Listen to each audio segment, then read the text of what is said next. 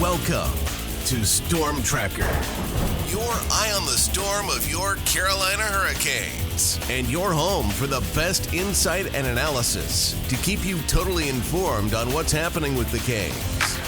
Whether it's the latest news on the ice or off the ice, we've got you covered. Now let's begin. Here's your host, Tom Ray.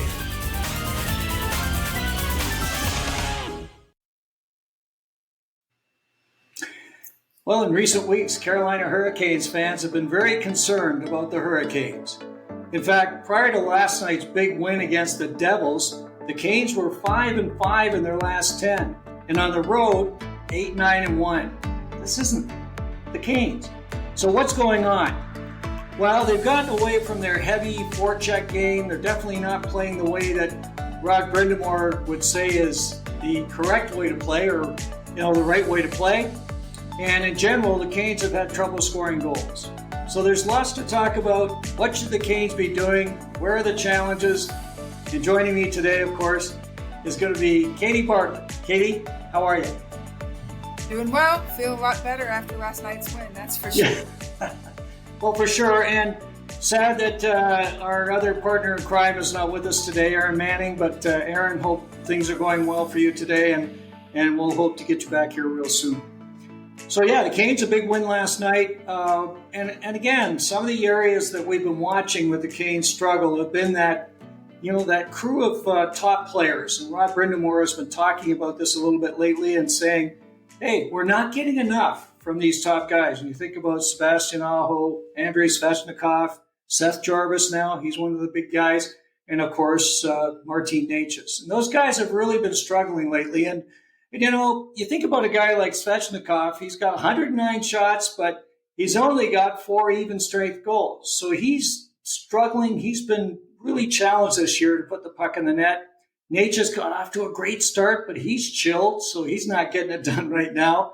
Not sure what's been going on with Jarvis, although last night we saw what we would expect from Seth. And again, I think the big guy in all of this is Sebastian Aho. Sebastian, struggling this year, just not putting up the points, just not dominating as he has in the past. What's going on with that group?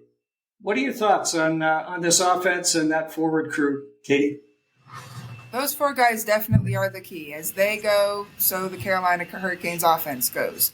Aho's an interesting case because it definitely feels like he has not been producing the way that we expect, but he's still about a point-per-game producer. The difference is that he's not producing 5-on-5 the way that we need him to produce. He is picking up the power play points. He's got a 2 or 3 shorthanded points, the overtime points, a 6-on-5 point or 2, something like that. But those 5-on-5 points that are so key and so crucial, especially as the Carolina Hurricanes operate, just haven't been there.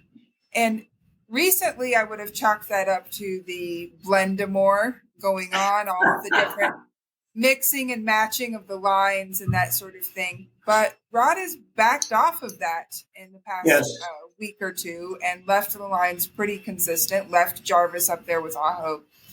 So at this point, it's hard to say. He's still producing well, but just not at the rate that we would be expecting. He got some 5-on-5 v5 points last night. So even though that one goal was a little fluky, goalie probably should have had that one. There were others that he worked, that he produced. That line was motoring a lot better. So hopefully that's a turn in the right direction there. And I think if Aho picks up his production, Jarvis's will tag along right with him. Yeah. But you're right, man, that the issue with Svech right now is just really puzzling. Last season, you could have really chalked it up to he's still not quite 100%. He's been recovering from that knee injury, so on and so forth. But he doesn't have that excuse this season. So what's going on? Is he just clutching the stick a little too tight? Is he trying to do too much? Is he disengaged? It's really hard to tell. But something's got to give because we have to have him. We have to have him both on the score sheet, and we need to have him as a physical presence as well, whether it's along the walls in front of the net. He is important. And yeah. Well, there's some interesting things, to me, Aho has not been the player he was last year. Like sometimes I see him kind of, I don't want to say floating on the ice, but he's not the kind of happy, dominant guy that we've seen in the past. And he hasn't, on nights when he's on, you can see, like he's flying on the ice. He's making things happen. He wants to get a hold of the puck. He wants to dominate the play. And we're seeing less of that this year, and I'm not sure why. And the other thing that I thought was worth mentioning, when we talk about Aho in the centers, this is quite a story. The Canes have 25 goals prior to last night. I guess they have another one now that Aho scored, but 25 going into last night from their center iceman. And Aho had probably almost half of those. So you're looking at a pretty small number from, Stahl, Kokaniemi, Drury, Jost. It doesn't matter. These are small numbers. By comparison, the Devils have 49 goals from their centers. The Capitals, 46. Almost double. So we know there's a problem at center, and we're going to talk a little bit more about that. But the Canes use a style that, when you look at some of the analytics, they like to take the shots. A lot of their shots are coming from outside the zone. I was looking at some things on NHL Edge. There's some interesting things. The Canes' offensive zone time, they lead the league at 47.5%. They're number one. They're playing more hockey in the O-zone than anybody. Several players on the Canes are seeing most of their ice time, or a good portion of their ice time, in that O-zone. And we look at guys like Gostisbehere and Walker, of course. That's where they normally will join the plays to try to get them in the O-zone. You've got several other guys, Aho, Svechnikov, Necas, even Jackson Blake. So a lot of time is being spent in the O-zone, but the Canes are still struggling to get goals. And, you look at some of the other metrics that I think are valuable is that, you look at the shots on goal. Again, the Canes are right there. They're number 2 behind the Devils. Got a tremendous number of shots. But again, many of them not high danger. And they've got to get tougher. They've got to get into those, those tough, dirty areas. And you think about a guy that left and how well he's doing, Stefan Nason, that's what he does. And I think the Canes are missing that kind of player that gets in. And Jackson Blake tries to do that. And he got a nice goal on a tip last night. But that has to be more. Getting in, pushing, shoving, getting around that goalie, getting in their face. And I think what's happening is they're getting a lot of shots, but the goalies concede them. And of course, if they can, they usually save them. So, some really interesting numbers that we can look at. If you take a look at, and I know you've got some charts from Hockey Biz that you'd like to talk about too, Katie. What about the Carolina finishing side? What do you see in that? Oh, you're right. There are 2 Hockey Biz charts that are very, very interesting if you put them side by side. The one is what you mentioned with the shot generation. Where are the shots coming from? And what you want to see is dark red. That means that the team being represented there is producing a lot of shots in that area. So you have a lot of dark red immediately in front of the net, and then you have a lot of dark red around the edges of the O-zone. But in the middle of the zone, it's more blue. So the Canes are generating fewer shots in that middle of the ice towards the top of the zone area.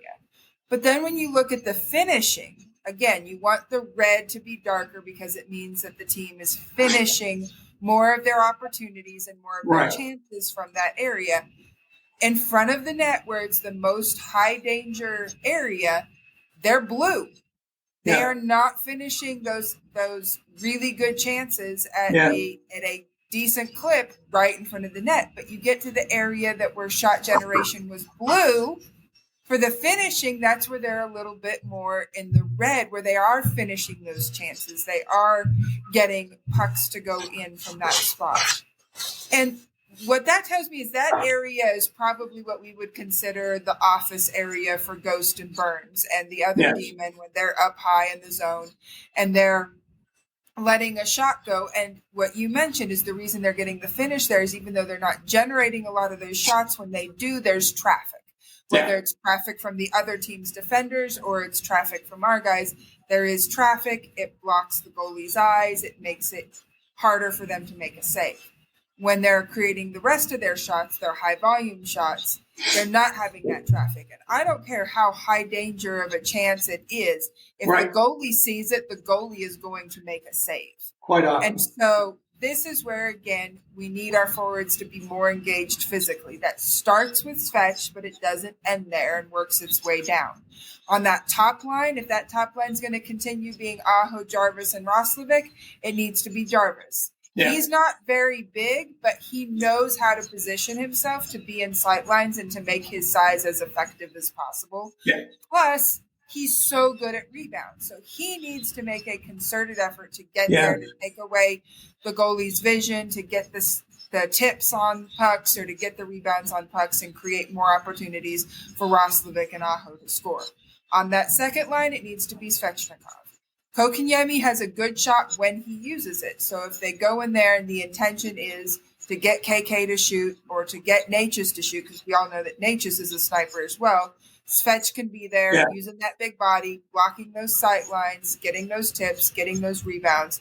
And I truly believe that it would create a whole lot more opportunities and with the shot volume created, make it more effective as far as finishing is concerned. Well, it's interesting because I think the two lines that have been most effective are the third and fourth lines in getting people in front of the net. I mean, if you look at Stahl's line, I can call them the third line. I know Rod doesn't like to do that, but if you look at Stahl's line, those guys, that's where they live. And particularly a guy like William Carrier.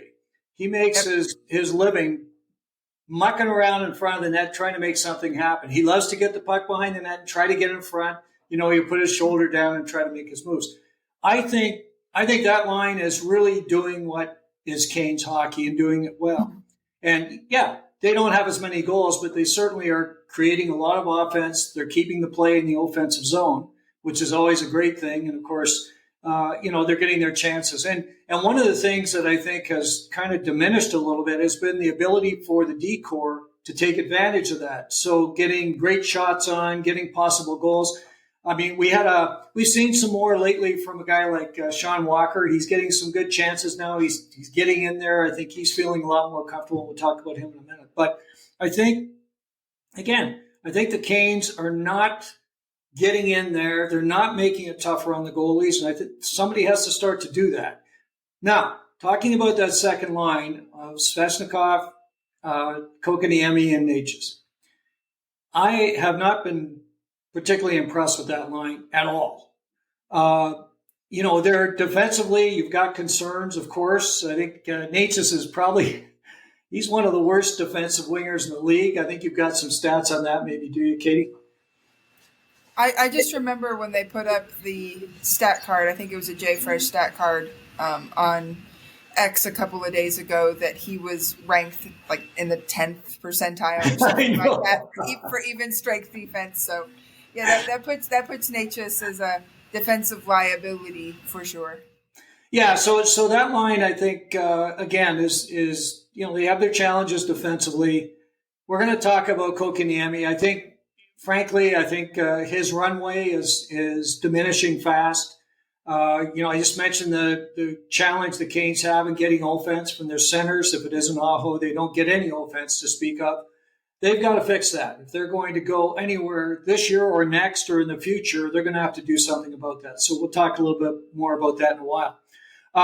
So clearly the forward side last night was more what we like to see, but it hasn't been consistent. It's been very inconsistent. And I think a lot of Canes fans are wondering, are we going to be able to turn the ship around, or do we have to make some moves? So we'll talk again a little bit more about that too. Let's talk about the D-corps for a minute. The defensive side, Slavin and Burns, their plus number together is okay. It's close to, even. It's probably 3 or 4. Gostisbehere and Walker have been doing better lately, and I think particularly defensively. And I thought Walker played a particularly strong game last night. Not sure the status of Ghost, so we'll have to hear about that. But his role is really to drive the power play, and he's been one of the best in the league. So really coming through, I think, in his regard. And Orlov and Chatfield, Boy, they started immensely. Boy, at the start of the year, I think there was one point where they were plus 38 not so long ago, which is insane. Orlov was at the top. Chatty wasn't that far behind it, like 18. So it's just quite a story. And they fell off quite a bit. In fact, Orlov got down to a plus 14. So he had gone down, lost been a minus 6 over a period of games, and a similar number for Chatfield. Now, Orlov last night in a big game was plus 3 and had a goal. So that's good news. But those guys have been called upon to do a lot. And, you kind of wondered if at some point it's going to wear on them a little bit. This is kind of new for them in the Canes situation to be, carrying these big minutes, to be playing in the tough situations like they have. And again, you wondered if they were just leveling off a little bit. But I know you've got a detailed analysis on the D course, so I'm gonna let you do it with the analytics. All right. Well, it was just interesting looking through Natural Stat Trick at some of the statistics when it comes to the D pairings, because they collect it as the group. And until last night, the Canes had started every single game with the exact same D pairings. It was consistent from the beginning of the season right through the first game against the Devils. And so I really thought it was interesting because when you compare the expected statistics versus the actual results, it shows a trend that's a little bit concerning. And I do want to qualify this first. This is expected goals for and expected goals against when they are on the ice. This is not necessarily for them as a D pair. There's lots of other considerations to take into account as far as who the forward group is that are out there, who the goalie was, whether or not the goalie made a save that he should have made or not, that sort of thing. So there's plenty of other factors that come into this. But the idea behind these stats is that the one consistent variable in this stat is that this D pair was out on the ice when this stat was generated. Okay. So the first I looked at was expected goals for, expected goals against, and then the percentage of goals for as opposed to against. Okay. So, for example, you look at Slavin and Burns, their expected goals for, and this was through the first New Jersey game. This does not include last night. While they were on the ice, it was expected that the Canes would have scored 27.17 goals, had 21.98 goals scored against them, which means that they would have had a favorable rating of 55.29% of the time they were on the ice. There was expected to be a goal scored for them rather than against them. That's just how those stats work. So when you look at our three pairings out of 73 eligible pairs, because I did this based on 200 minutes, so there wasn't some wonky, pair that ended up there that really hadn't played much time together. So out of D pairs that have played 200 minutes, there are 73 of them so far this season across the NHL. So a little over 2 per team average. Yeah. The Ghost Walker pairing ranked 10th for expected goals. Great at driving offensive chances. Orlov and Chatfield right behind them. 11th. Yes. Their expected goals for percentage generation. Also excellent. And even Slavin and Burns, who we associate more with the high matchups, the defensive side of things, were still in the top 20% at the 18th ranked in the NHL. This is expected. So this is what the team should generate when on ice. But that's all theory. That's all expected. What actually happens when they are on the ice, that tells a different story. Slavin and Burns are almost even. There's been 25 goals scored while they've been on the ice for the Hurricanes and 24 against. 5 on 5. 5 on 5. So almost dead even, which is kind of surprising because whenever Slavin's out there, we expect them to shut down the other team, not give up more goals. And 5 on 5, that duo has given up more goals than the other two pairs. Granted, they see a little bit more ice time, but ice time is still pretty balanced in brind'amour's system, so that doesn't account there.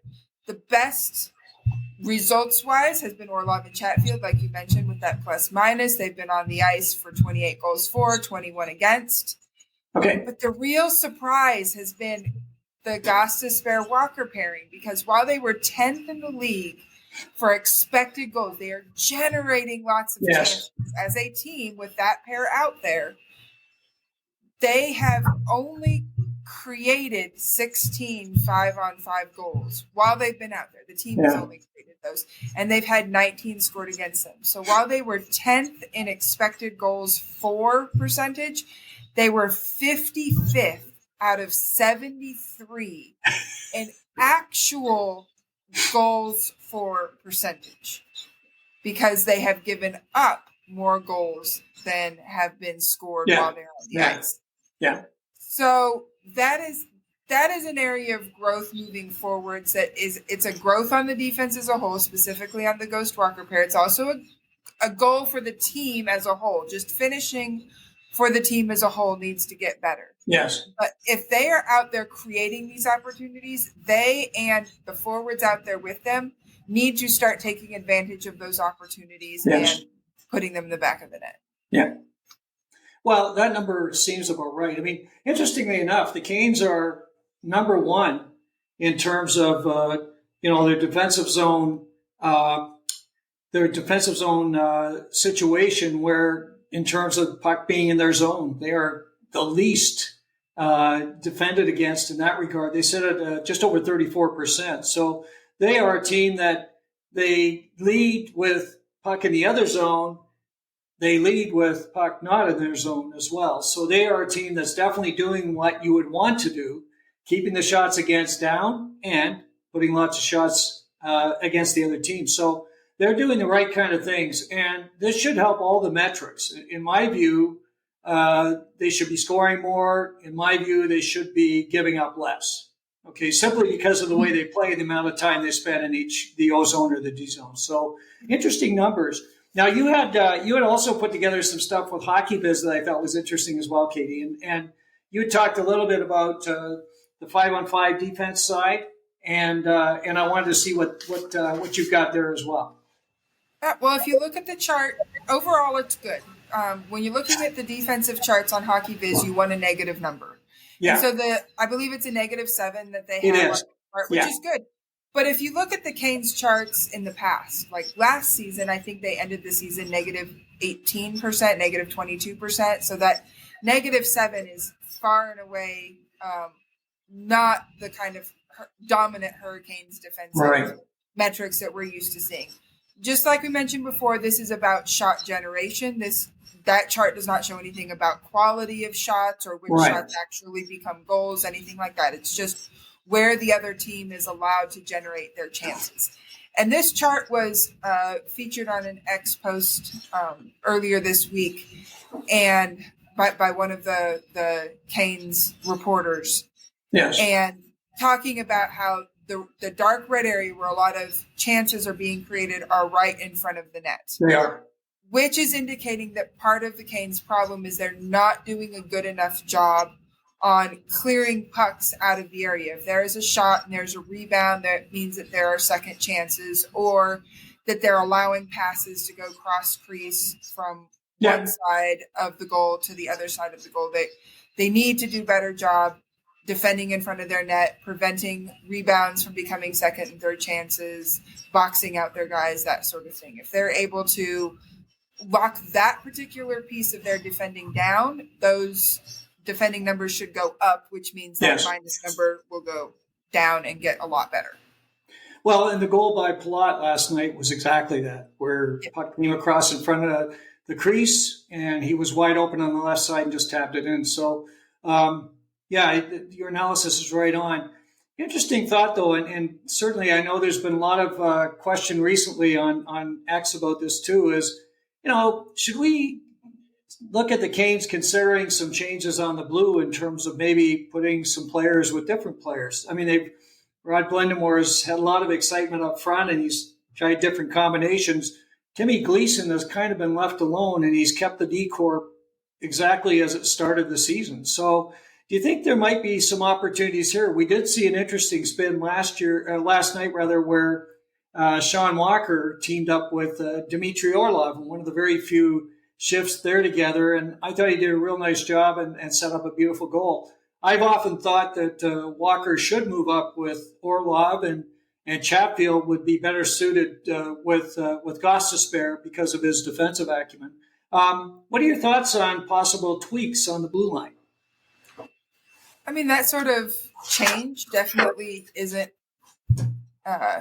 crazy. I have my doubts. I have a feeling that they like the pairs as they are, and they're going to stick with them, barring injury. And part of the reason that Walker was able to end up with Orlov for that shift, had to do with the change off of a power play or PK or something like that. And they did look good together.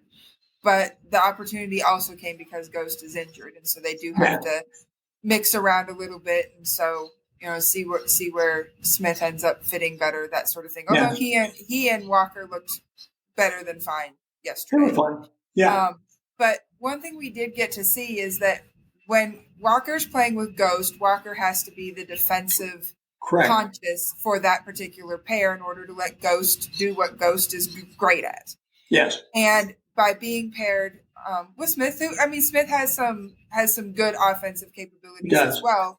It did give Walker more freedom to drive play, to be that offensive engine, and he was really, really good last night. Yeah. And so that's where I think it could be fun if just here and there, see how it looks, give him that chance up alongside an Orlov, or even maybe alongside Slavin if, Burns has just come off from power play 2 team and needs a rest.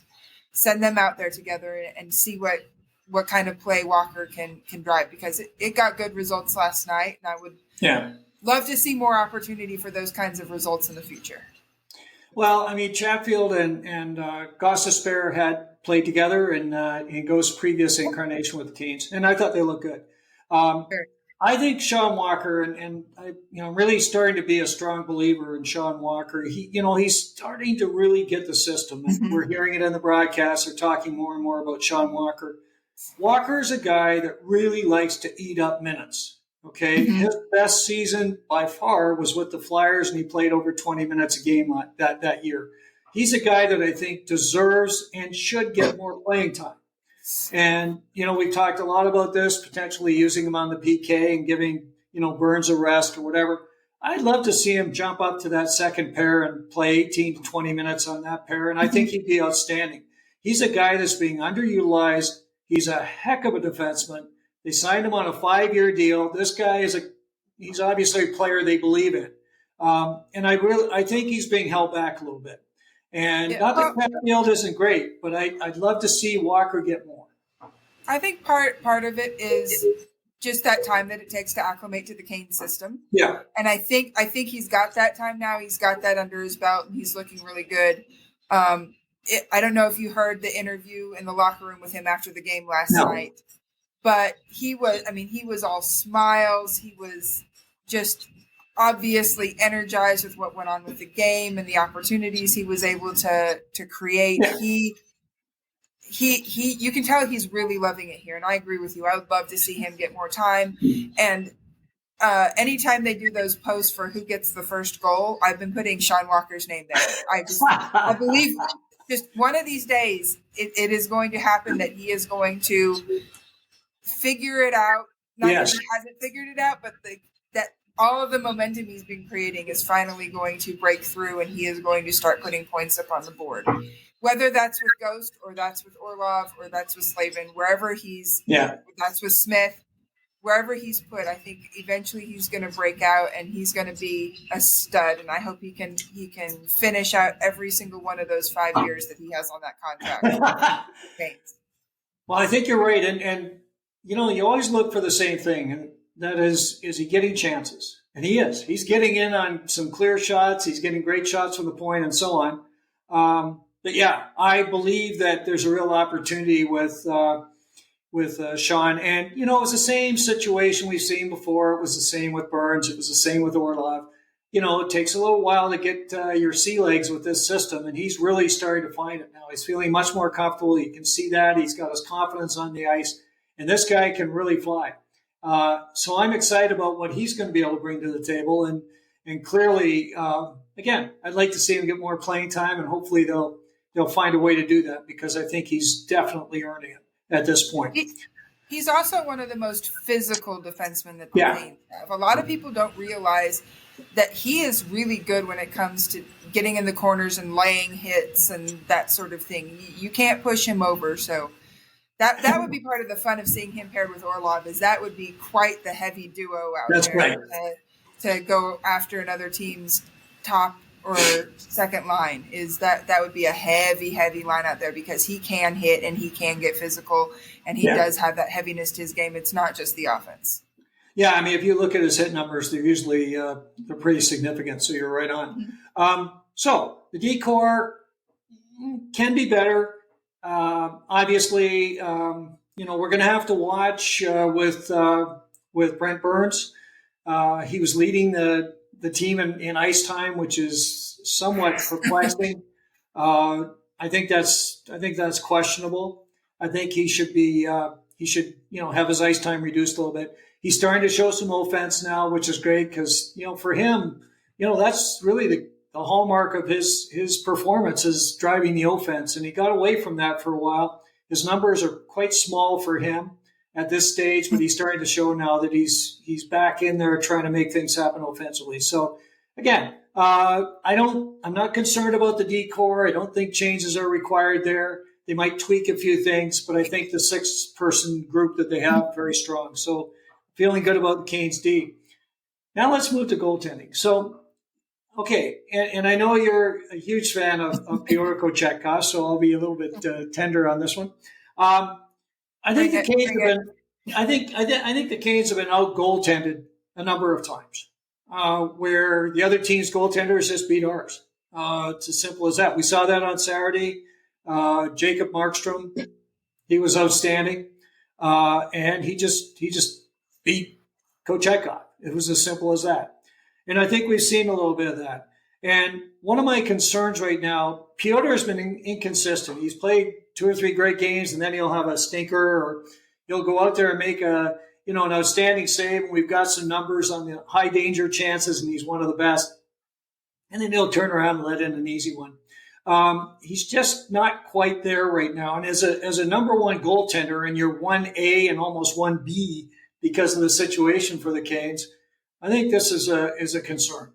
And again, the Canes were looking to get some help. They tried to get in on some deals. I know they were after Mackenzie Blackwood, and he just signed a big deal with the Avalanche, and I know you're happy about that, Katie.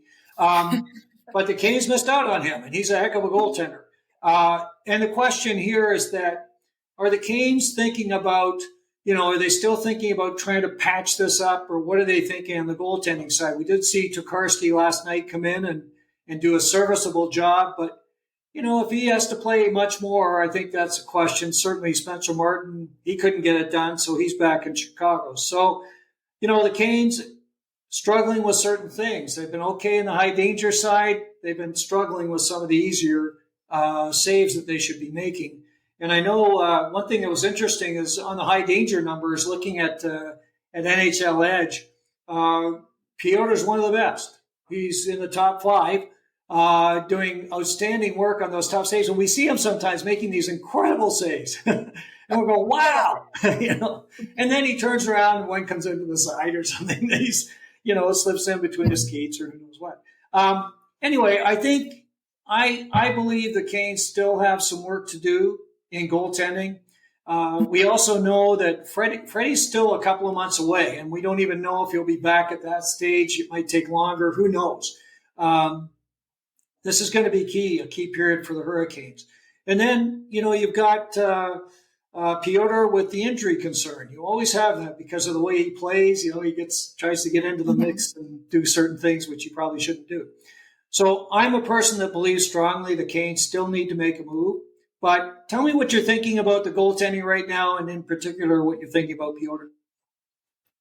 Well, I think right now, unless something falls into their lap, the team, even though they explored options for Blackwood, are going to ride with what they have. They're going to hope for the best with Pyotr and Tokarski and cross their fingers that Pyotr does not do something to get himself hurt again. it's hard to evaluate exactly where Kochetkov is because it's not ideal. Ideal would have been that Freddie didn't get hurt. Not Right. realistic, I know that, but because he would have been the veteran, and you don't want to overplay Freddie, you don't want to put too much pressure on Kochetkov, and so it was an ideal situation where you could have, as they started the season, a rotation. Every other start, they're both getting consistent playing time, but they're not being overplayed and that sort of thing. And so the injuries combined with the weight of expectation on his shoulders with Freddie being out, I think is part of what has made this season a little bit more difficult for Kochetkov. He wasn't coming in and just, do what you can and we'll take it because our other goalies are out and we have no other choice. He is the man right now. He is it. But it is still his first full season on the NHL squad. He spent significant time in the AHL in the past, was it 3 seasons? Yes. So it is an adjustment, and he has played great sometimes. That New York Rangers game, I could go back and watch that over and over and over again. He was so good in that game. But a lot of the other games, whether it's the game against the Capitals or that first one against New Jersey the other night, it's just a little off. He's just not quite as sharp as he needs to be, and he definitely needs to improve on that. He can improve on it. He needs some time. He is a young goaltender still. We think of him, what is he, 24, 25, something like that. And that's right. For a goalie, that's young. That's young. Goalies aren't considered to truly be in their prime window until about the age of 26, 27, 28, something like that. So, he still just needs some time to round his game into form, especially against NHL competition. The question is, do the Canes have the time for him to round into that form? Okay. And to a degree, I think they do. But this season, he needs support. He needs help. And right now, Tokarski is doing, as you said, a serviceable job. Yeah. It should not be the overreaction that we're seeing on X right now. People saying, should Tokarski start the next game against Columbus because of how well that he did? No. You got to keep – Kochetkov has to have consistent starts. Yeah. You don't not play him for a week and a half. No. But can the Canes make it work provided that Piotr stays healthy with this duo? Yes. I don't think it's quite the urgency that we felt before with them. It is solid. They can work with it right now and hope for the best when Freddie gets back. But if a good opportunity comes through, then sure, go for it. Well, I think the question that kind of affects a lot of discussions around this is really, where do the Canes want to try to end up this year? Because clearly, one of the things with the goaltending, we know this is the case, that in the offseason, they're going to have to make a move to get another goalie. And they're going to have to get a goalie that's substantial because, you're right. Piotr is still young. He's still kind of, learning his trade and so on. But they need another goalie they can count on, not someone that's good for 10 or 15 games. They need someone that can play 30 or 40 games and certainly can step in case of injury. I think the biggest challenge when you look at the Canes, and we all struggle with this, is that we're a bit spoiled now. We expect the Canes to actually go deep and actually compete for the cup. And I know, as crazy as that sounds. And so the Canes playing the way they're playing right now and looking like they're going to end up in the, first round out or whatever the case may be is not where we would want to be. And I can tell you that I feel very strongly that the owner of the Canes, Mr. Dundon, is not thinking that he just wants to get in the playoffs. He wants to go deep. And I think there will be more discussions on, what kind of moves can be made. And we'll talk a little bit more about that in a minute. But again, Piotr's doing what he can. He's being asked to do a ton. He's carrying a huge load right now. He knows that he's got to carry the load. He knows that. There's no question. the guys that are trying to fill in, whether it's Tokarski or Martin, they're just not going to get it done.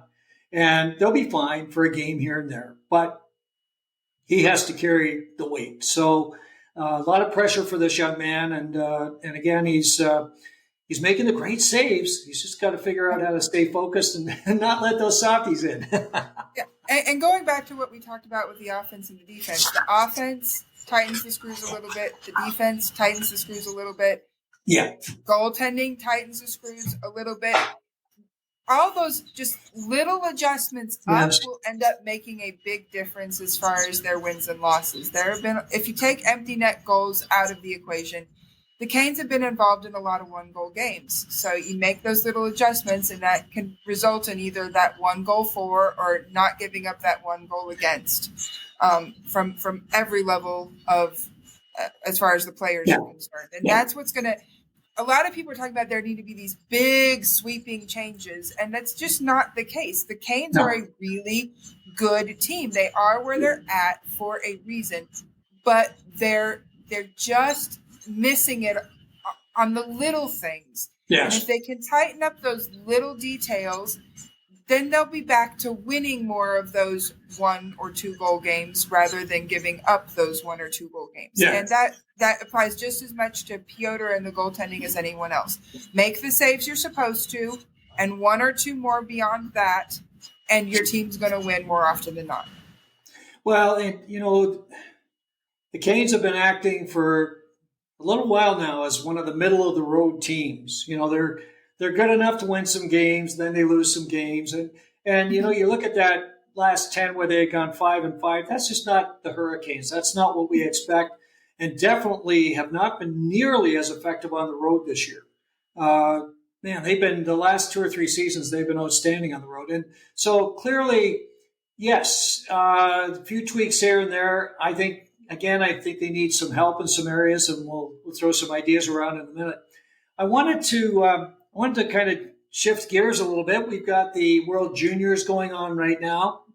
And of course, the Hurricanes have 3 players currently playing in that tournament. Of course, Bradley Nadeau playing for Team Canada. And then you got a couple of folks on the Swedish team, Felix Ungersorm and Alex Boulay.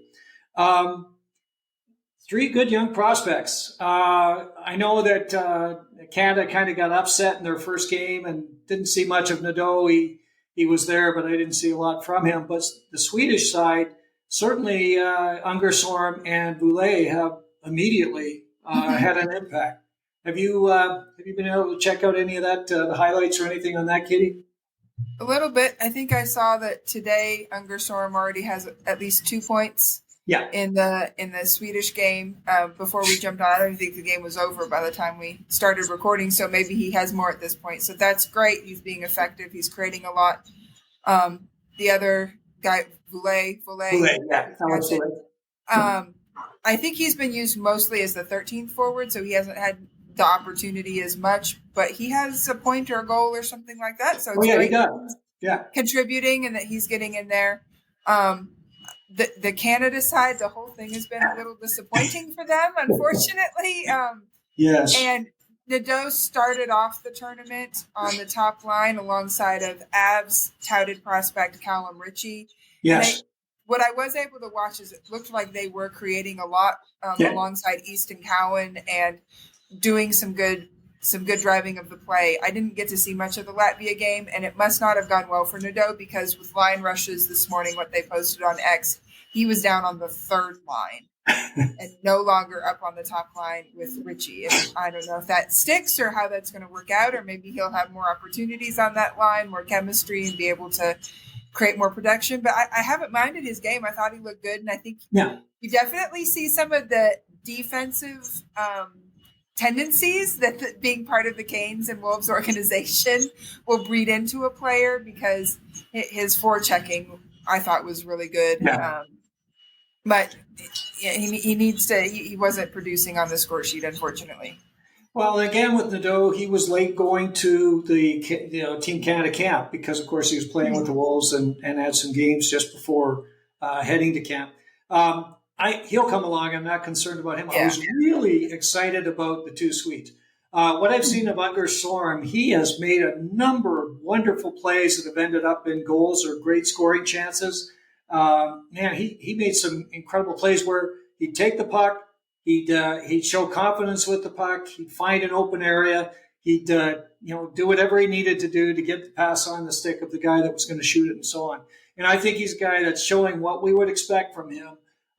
Remembering he's a 19-year-old guy, so he's got a lot of runway to go, and he's holding his own quite nicely against the top juniors in the world. Oscar Voulet, rather. Oscar's an interesting one. He's a guy that when we drafted him last year, he was drafted at 133, and the general book on him was that he was just a heck of an offensive player. He's got great offensive skill. He sees the ice well. He makes a lot of excellent plays on the ice, and he showed that scoring a goal and also making some things happen when he was on the ice the other night in the game that I watched as well. So he's a younger guy. He's cutting his teeth with some of the best and holding his own. So I've got a lot of excitement around Oscar Voulet, and I think he's a guy that the Canes have a lot of interest in as well. So. It's great to see these folks in the tourney, and of course, I know you're happy. Callum Ritchie looking good. I think he scored a goal the other day too, so it's all good. Yeah, it was a pretty one too. It was a beauty. But yeah, I think this is great, and we'll just keep an eye on them and see how they're doing, and hopefully the three of them will continue to show very well against the top players in the globe under 20 years old. So that's kind of fun. So now I thought we'd also have some fun. We've got some mailbag questions. We put that out to the folks on X, and we had a number of questions and a number of folks that came back to us. Cody had some interesting questions. Cody wanted to know about the defensive side, and particularly looking at next year. And he said, who do we think Chatfield plays with if and when Orlov doesn't re-sign? So there's a question. Do we think that Orlov's going to return? And I'll ask you the three questions at once in a minute. But the question here is, do we think Orlov resigns? Or if not, where's Chatfield going to go? What do we think happens with the Gostisbehere Walker pair? Will they stay next year? Will they be together? Will they be broken up? What's going to happen there? And finally, do we expect that the Canes will re-sign Brent Burns, probably to a team-friendly contract? So basically, we've got two guys who are going to be unrestricted free agents in Orlov and Burns. And of course, we do know that the expectation is that Alexander Nikishin will be playing with the Canes next year. So what do you think? Do you think Orlov returns? Do you think Burns returns? What happens? I think the easiest part of that to answer is my expectation is that Burns will not return. I know we love his bigger than life personality, and he fits with the locker room and that sort of thing. But he's a 40-year-old defenseman next year, right? And there has been a little bit of a step, and the Canes have guys that need a roster spot. They have too much talent in the system to forego their ability to come up and play for the team in favor of somebody who, in hockey terms, is too long in the tooth to stay with the team. Even someone as great as Burns. What I would love to see is Burns get a front office job somewhere with the organization, so he can still stay a Cane. He can still have his fingerprints all over the organization. This happens at a lot of different organizations. It happened last season with the Avs and Andrew Cogliano, and the impact that Cogs has had for the team from his position has been tremendous, and I can only imagine that Burns would have a similar impact. He seems to like Raleigh in that area, and would probably love to have a semi-permanent presence here. But no, I don't think Burns is coming back. Orlov is more of the interesting question. At the beginning of the season, I would have said no. Right. He's fine, he's good, but we've got Nikishin coming. We've got Morrow coming, and we've got other great defensive prospects in the system. No. But he has really played well this year, especially after a little bit of a slow first 10 games or so. But then he really picked up steam, and he and Chatfield have great chemistry together. So I think there's probably I would put it straight at 50-50. They re-sign him and bring him back for no more than another 2-year deal versus letting him go. If they bring him back, I expect Orlov and Chatfield to stay together. They've been good. They've been effective. Keep them together. And then I would imagine that Ghost and Walker stay together. And then that would put Nikishin up with Slavin, and imagine what a duo that would be. I don't remember exactly, though. I believe, is it Nikishin a lefty? He's a left shot. Yeah. But that would mean that that's the one question. That's the one question is one of them would have to play on their offside. Although I believe Nikishin has. He's played the offside, and Slavin has. Both of them have. Yeah. So either way would work, and I think that would be man. Can you imagine getting to come to the NHL and having Jacob Slavin be your that would be pretty incredible. So that's what I expect there. And then that goes back to the Ghost Walker. Yeah, if Orlov comes back, you keep Ghost and Walker together. If Orlov does not come back, I think it makes it pretty straightforward. Unless they sign another defenseman, you put Nikishin with Chatfield. You still keep Ghost Walker together, and then you put actually, no, what I would do is I'd move Walker up with Slavin. Yeah. And then I would put Morrow down with Ghost, because I don't think that you trust Morrow with the kinds of minutes that come along with playing alongside Slavin. And I think Chatty provides a lot of good defense before the offense. And so putting him alongside Morrow with sheltered minutes and help to train him up and let him explore that offensive side of his game would be good. And then Walker would be a stalwart defender alongside Slavin, as well as getting more offensive opportunities. So and the other wild card, of course, is Charles Alexis Legault. So and he's a guy that he's getting closer as well. So for sure. Couple of quick thoughts on that. Yeah, that's definitely within the realm of possibility. The one question that I ask is that you've got Burns playing 20 minutes a game right now. If Burns came back on a team-friendly deal, say a couple of million, do you bring him back for another year?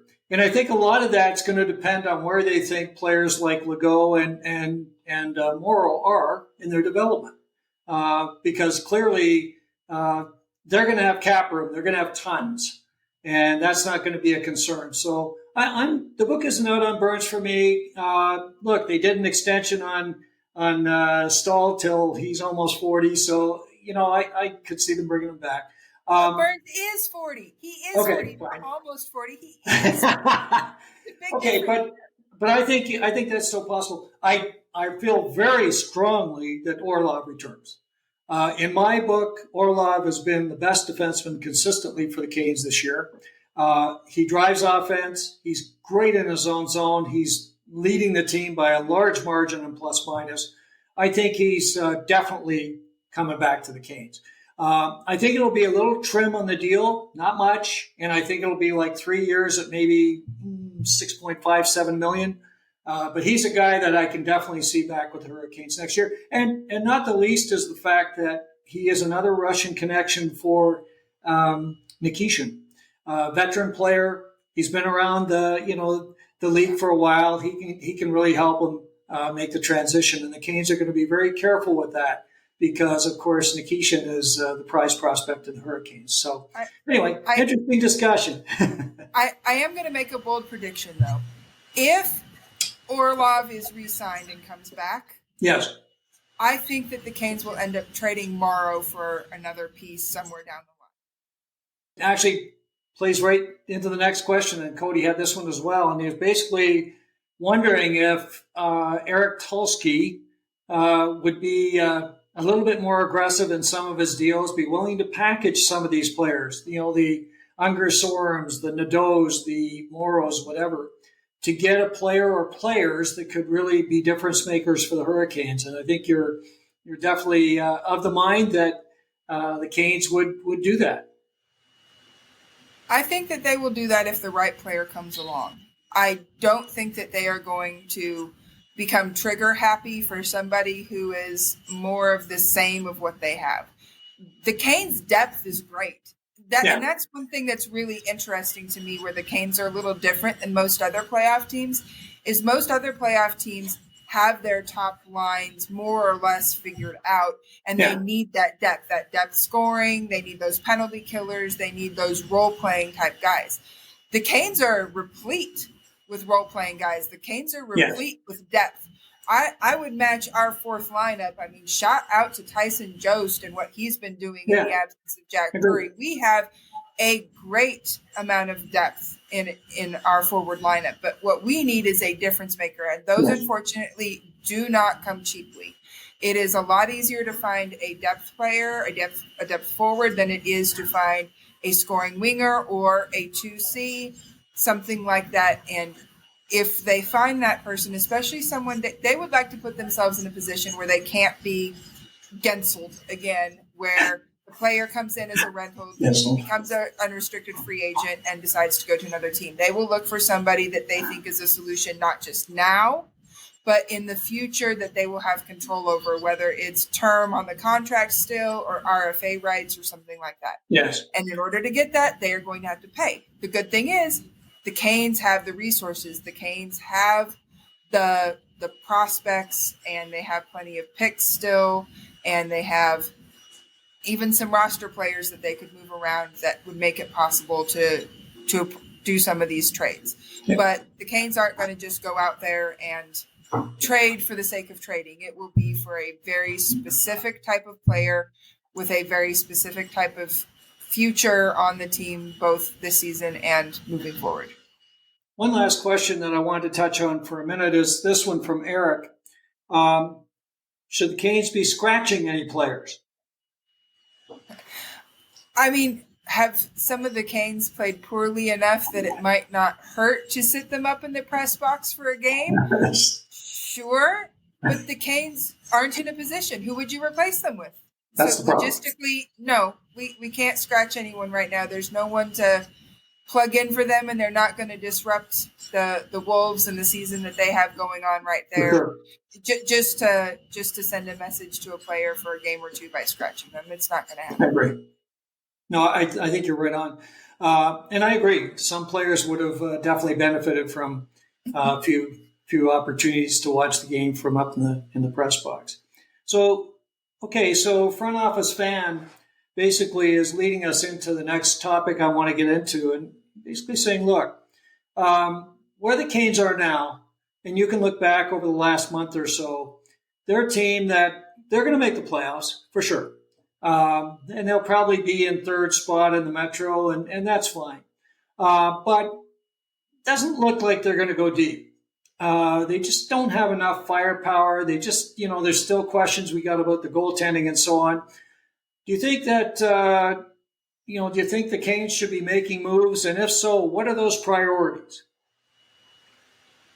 Again, yes, if it's the right move, not just a move for a move. Some of the prospective trades that have been thrown out there on X by other fans and media figures and stuff like that, I don't think that they really meet the need. It's just trading like for like. It's trading similar production for similar production. So those types of trades, no. Don't make a trade just to make a trade. But if they do, obviously the needs are a second goalie and a 2C, a second line center. If that's the case, as much as we love him, KK just, at this point, he would have to be in the package in order to create the roster spot.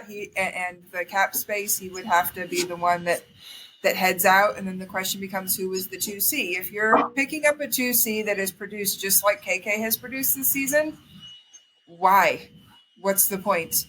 It would need to be for, package with some other prospects and stuff to get a really impactful 2C, somebody who can come in and make a difference both on the ice and in the culture. You're thinking of someone like a Ryan O'Reilly or a Nazem Kadri, or, again, swinging for the fences because they have had just an awful season here. Somebody like a Dylan Larkin, who, just could come in and really bolster the offense. You don't need somebody who is going to be scratching around on the edges. You need someone who's going to come in here and start creating offense, pushing play, getting the puck to the back of the net. So those would be the two areas I'm looking at if they do make a trade. But again, it has to be the right trade for the right price. Well, you mentioned some folks that I think are certainly on the radar. Ryan O'Reilly, to me, is the type of player that would really help the Canes significantly. He's got a $4.5 million deal that runs till 26-27. Last year, he had 69 points, 26 goals. So he's a guy that definitely can come in a 2C or whatever you want to call it and make a big difference. And he's a guy that can also play the Canes style. He's a 200-foot player. He's done very well in the playoffs. He's just a heck of a character guy. If the Canes could get a guy like O'Reilly, I think they would have done extremely well. You mentioned Nazem Kadri. Kadri's problem, I think, is more along the lines of the length of his contract. I think he's a guy that could be acquired. I think a deal that you would put in, Kokaniemi and maybe some prospects, I think would get some interest with the Flames. I don't see them as yeah. I was just going to say the one thing that Kadri brings that some of the others don't is that physical snarl to his game and a little bit more edge. And so that's why I particularly like it. And, again, is that deal a little long? Sure. Yeah. But I think what he could deliver now and over the next couple of seasons would help to offset the final years of that contract because of the attitude that he would help bring. That I think that the Canes could use a little bit more of. Let's just put it that way. The Canes could use a little bit more of that snarl and that attitude and that grit and grind, as well as the skill. That's the beautiful thing about Kadri is he's not just a grinder. He has skill to go along with that compete level that he has. Yeah, I mean, for sure. Again, he's 34, though, and I think that's a question that would be a concern for the Hurricanes. But, Kadri would be a great addition. O'Reilly's up there in that age range, too. O'Reilly is 33, but he's only got a 2-year deal, so that's a little bit easier to swallow. But, Kadri would be tremendous addition for sure. If the Canes were feeling like if they got 3 or 4 years out of him, who cares if they buy out his deal? Who cares? Right? You know me, I'd love either of those deals because anytime a former Av can land on the Canes, that's like music to my ears. But for sure, there are players out there that the Canes certainly are interested in. They did try to do a deal on Mackenzie Blackwood. Clearly, the Avs were willing to throw in a much better prospect in Kovalenko. The Canes, I think, had offered B or C prospects. So, they're out there trying to make something happen. And I fully expect, certainly by the deadline, the Canes will make some moves. I would not be surprised if they make some earlier than that. And I think, again, the two areas we've really put the focus on are the areas that they're going to be trying to attend to, and that's goaltending and sunrise. So lots of discussion coming up. We'll have a lot of fun with the rumors as they start to heat up.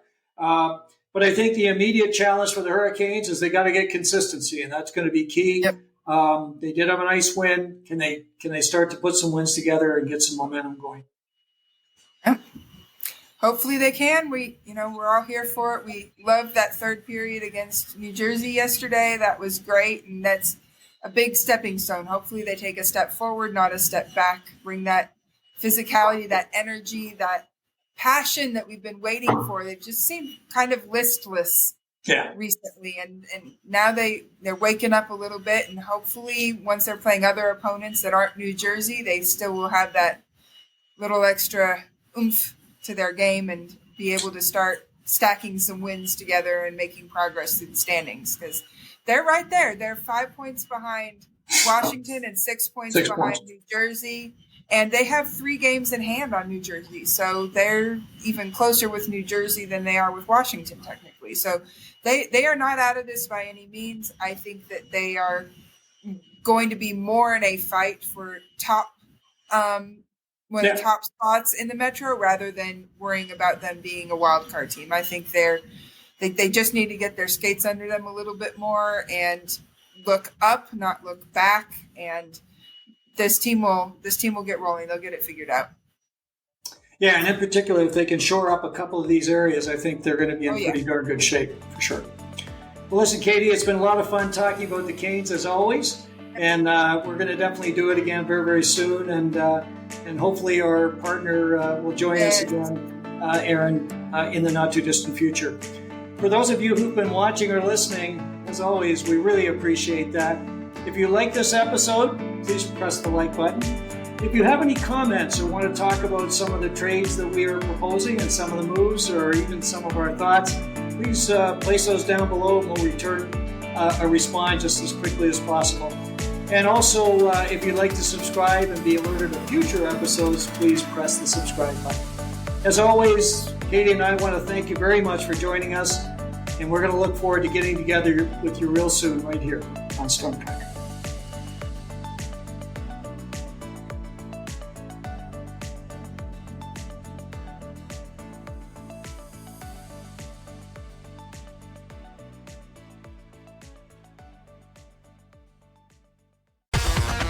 Thanks for listening. Be sure to like, subscribe, and tell your friends for everything with the Canes you need. Storm Tracker.